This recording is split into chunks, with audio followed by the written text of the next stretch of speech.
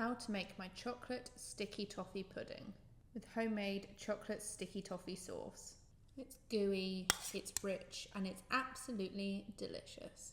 So I always start off any sticky toffee pudding with the dates, and these are my jewel dates and they are my favourite, but you can use any dates, even the dried ones, but it's important to let them soak in some water, and then if you like the texture, just chop them up very finely, but if you want them smooth, blend them here.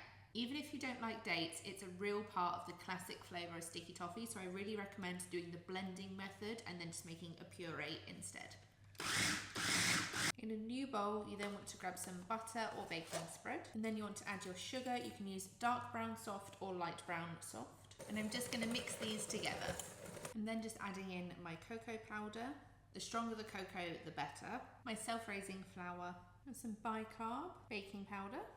Then I have some black treacle, but you can use golden syrup instead. Also adding in my eggs, my milk, and also the blended date mixture. And you then want to just mix this until combined. And there you have a lovely thick pudding mixture.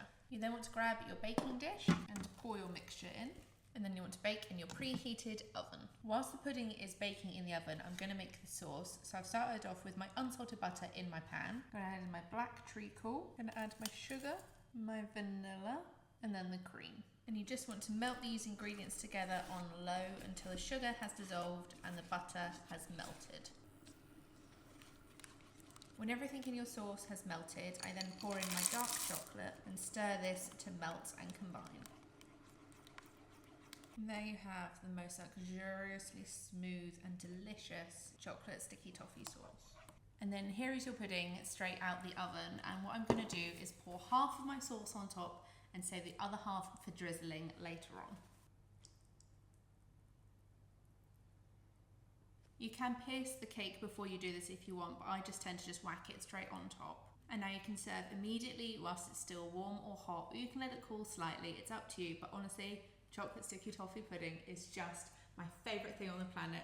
So enjoy the recipe and find the full recipe on my blog as always.